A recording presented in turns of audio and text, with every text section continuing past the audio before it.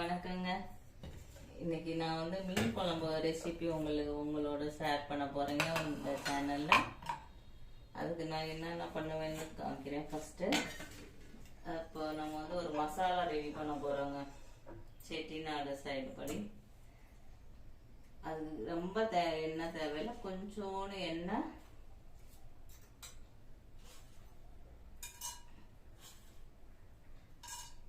Pepper. நான் எல்லாம் கையில் போட்டே தான் எனக்கு பழக்கம், அதனால நான் கையிலேயே யூஸ் பண்ணுறேன். மிளகு, ஜீரகம், தனியா சீட்ஸ், கொத்தமல்லி விதை இருக்கு பாருங்களா, அது போட்டு குழம்பு தாளிக்கிறப்ப திருப்பி நம்ம வந்து ஆனியன் போடுவோம். இப்போ எப்படி மசாலா நமக்கு கொஞ்சம்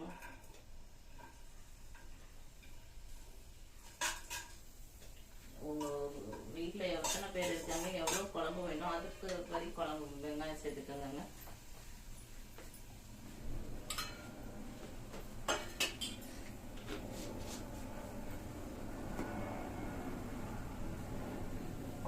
வெங்காயம், கொஞ்சம் தக்காளி, மிளகு, ஜீரகம், கொத்தமல்லி விதை, வெங்காயம், தக்காளி, கொஞ்சோண்டு பூண்டு,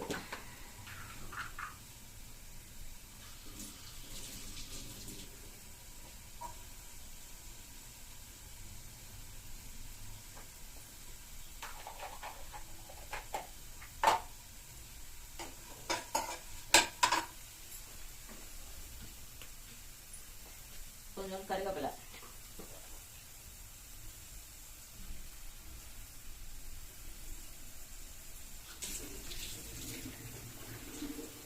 நான் வந்து நார்த்து சைடு இருக்கிறதுனால எனக்கு சின்ன வெங்காயம் கிடைக்கலங்க. நாங்களாம் பெரிய வெங்காயத்துல தான் இருக்கும். சின்ன வெங்காயம் கிடைக்கும், சவுத் சைடு இருக்கிற கிடைக்கும். ஆனால் கிடைக்கும் தான். நான் இப்போதைக்கு என்ன இல்லை, நான் பெரிய வெங்காயம் தான் யூஸ் பண்ணேன். ஆனால் சின்ன வெங்காயத்தில் நீங்கள் பண்ணீங்க நம்ம ஊர் சைடு கிடைக்கிற மாதிரி நல்லா டேஸ்ட்டாக இருக்குங்க. கொஞ்சம் அதை வதக்கிடுவோம். இந்த பேஸ்ட் ஆகிட்டு இருக்கட்டும், அதுக்குள்ள நம்ம குழம்பு வைக்கிறதுக்கு பண்ணுவோங்க.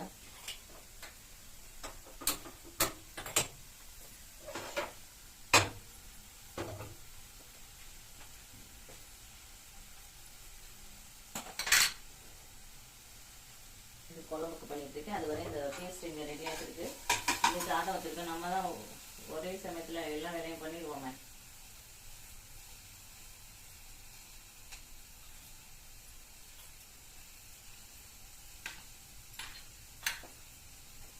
கொஞ்சம் எண்ணெய் ஊற்றிட்டு நல்லெண்ணெயும் கொஞ்சம் ஊற்றிக்கோங்க.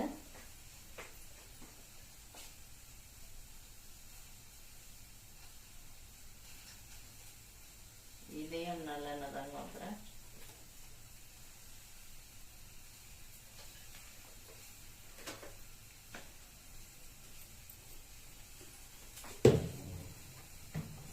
எண்ணெய் காயட்டுங்க.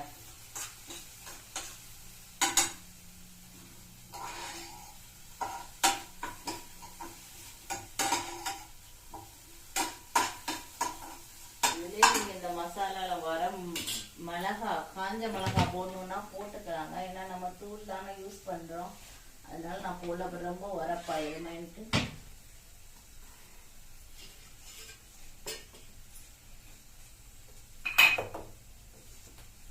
இது பாத்தீங்களா, வெங்காயம் வடகம். இது கூட நானே பண்ணதாங்க. மீன் குழம்பு, புளி குழம்பு, இதுக்கெல்லாம் இந்த வடகம் போட்டிங்கன்னா நல்லா வாசமாக குழம்பு நல்லா இருக்குங்க. இந்த வடகம் வீடியோ ஒரு நாள் நான் உங்களுக்கு போடுறேன், எப்படி நான் பண்ணிட்டு.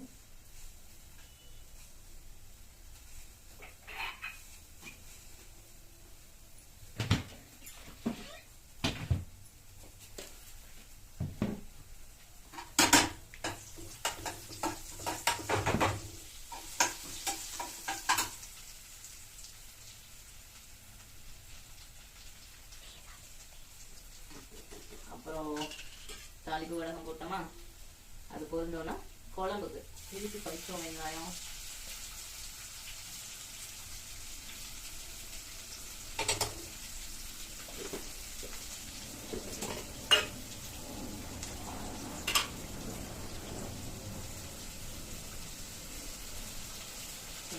தக்காளி,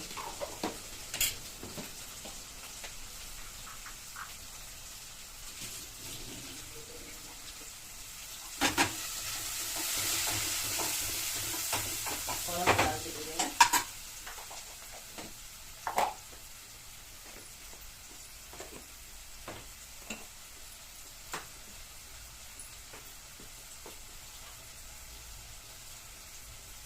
உப்பு போட்டுக்கிறேன். அப்போதான் வெங்காயம் தக்காளிலாம் நல்லா வதங்கும். உப்பு பார்த்து போட்டுக்கோங்க.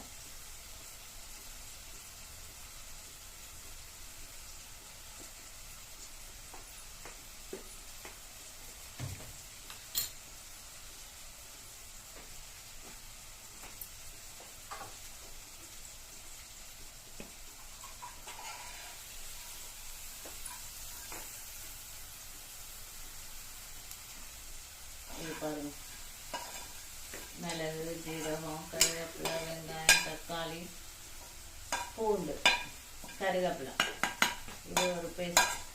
இது அரைட்டோம்னா அதுக்கப்புறம் இதை அரைச்சி நம்ம குழம்பு வைப்போம்.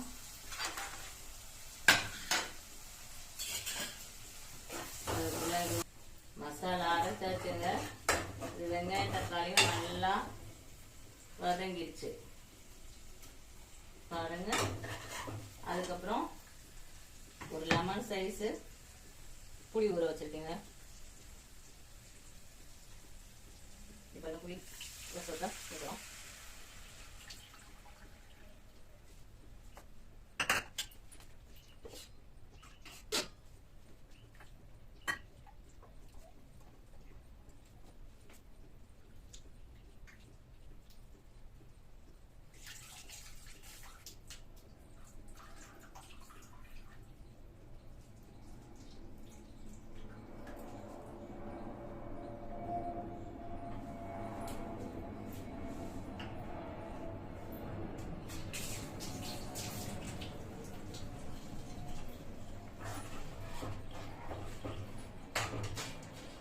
இதை ஊற்றிட்டு நம்ம அரைச்சி வச்ச பேஸ்ட் போட்டுக்கணுங்க. இதை அரைச்சி நம்ம இப்படி சேர்த்தோம்னா குழம்பு கொஞ்சம் கெட்டியாக கிடைக்குங்க. தண்ணியாக சும்மா வதக்கி விட்டு வச்சோம்னா நமக்கு வந்து கிரேவி திக்காக கிடைக்காது. தண்ணியாக இருக்கும். தண்ணியாக இருக்கிறது எங்கள் வீட்டிலலாம் யாருமே சாப்பிட மாட்டாங்க. எப்பயுமே குருமாவாகட்டும், மட்டன், சிக்கன் எல்லாத்துக்குமே தனித்தனியாக அந்த மாதிரி பேஸ்ட் இந்த மாதிரி பேர் மட்டன் தான் வேறு மாதிரி சோம்பு பட்டை கிராமர் போட்டு அதே மாதிரி சிக்கன் பதெல்லாம் போட்டு இந்த பேஸ்ட்டும் போட்டுருக்காங்க. இதில்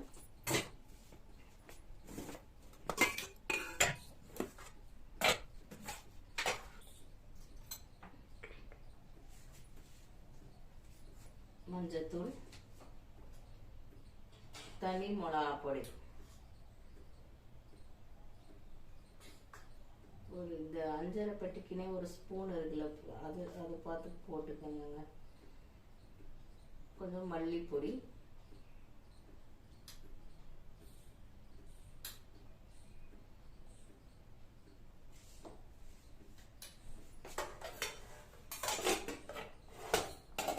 நம்ம எப்போ குழம்புக்கு இந்த சாம்பார் பொடிலாம் அரைச்சி வச்சிருப்போம்ல பருப்பு கூட சேர்த்து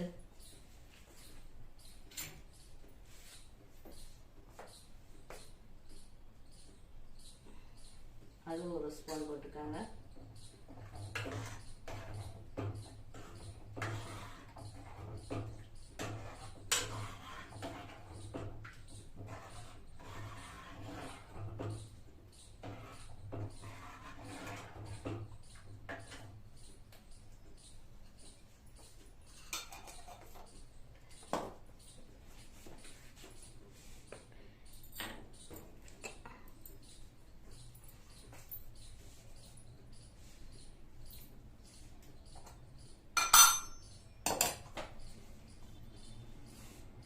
உப்பு போட்டுக்கோங்க. மசாலாவில் போட்டிருக்கோம், அதில் போட்டிருக்கோம்.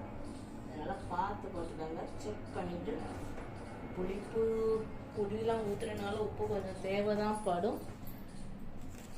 இருந்தாலும் பார்த்துக்கோங்க. எக்ஸ்பீரியன்ஸ் இல்லாதவங்க, சமையல் புதுசாக கற்றுக்கிறவங்களாம் பார்த்து தாங்க போடணும்.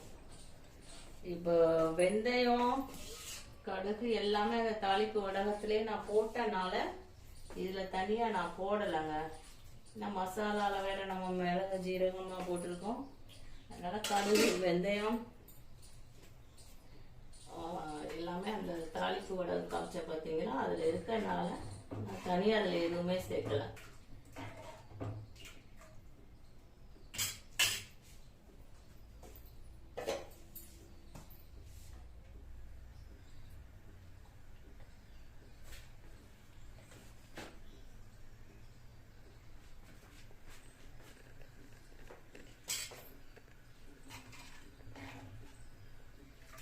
குழம்பு நமக்கு கிடைக்குங்க. இது கொதிச்சோன்னா கொஞ்சம் திக்காக கிடைக்குங்க.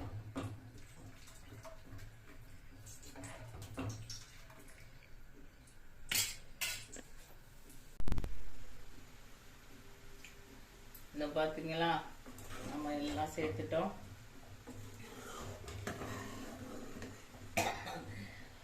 எல்லாம் சேர்த்து குழம்பு இப்போ கொதிச்சிருச்சுங்க. நல்லா கொதிச்சிருச்சு. கொதிச்சு இந்த புளி வாசனை, நம்ம போட்ட மிளகாப்பொடி, மல்லிப்பொடி, சாம்பார் பொடி எல்லாத்தோட ஸ்மெல்லும் அந்த பச்சை வாசனை சொல்லுவோம் பார்த்தீங்களா, அதெல்லாம் வெளில போயிடும். எண்ணெய் வந்துடுச்சு மேலே. இப்போ நமக்கு நல்ல கிரேவி கிடச்சிருச்சு. இப்போ மீனை நம்ம இதில் போடணும். மீன்லேயுமே நான் கொஞ்சம் ஏதாவது சும்மா வச்சிருக்க முடியாதுன்ட்டு அந்த மிளகாப்பொடி, மஞ்சத்தூள், உப்பு கொஞ்சம் போட்டு லைட்டாக பெசஞ்சு வச்சிருக்கீங்கன்னா வறுத்து கூட சில பேர் குழம்புல போடுவாங்க. நான் இதுவரை அப்படி ட்ரை பண்ணல. இது கொஞ்சம் மசாலா தடவி வச்சோம்னா அது கொஞ்சம் ஊறிய மசாலாவோட நமக்கு கிடைக்குங்க.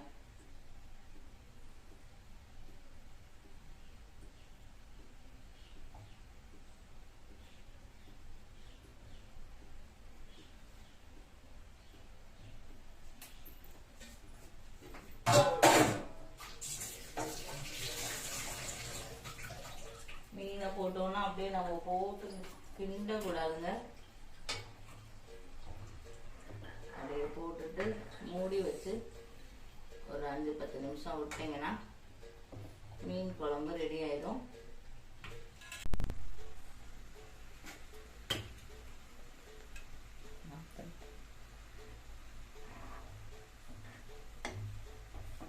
இதாங்க ஃபைனல் குழம்போட ஸ்ட்ரெச்சர், கலரு, மீன் எல்லாம். இன்னும் 5 நிமிஷம் கொதிச்சோன்னா மீன் குழம்பு ரெடியாருங்க. மீன் குழம்புலாம் 1 மணி நேரம் முன்னாடியே பண்ணி வச்சுருங்க. மீன் குழம்பு எப்பவுமே பழசு தான் டேஸ்ட்டாக இருக்கும். 2 மணிக்கு சாப்பிட்னாலும் ஒரு 10-11 மணிக்கெல்லாம் மீன் குழம்பு பண்ணி வச்சிட்டிங்கன்னா அதுக்கப்புறம் சூடாக சாதத்தில் போட்டு சாப்பிட்றப்ப நல்லா டேஸ்ட்டாக இருக்குங்க.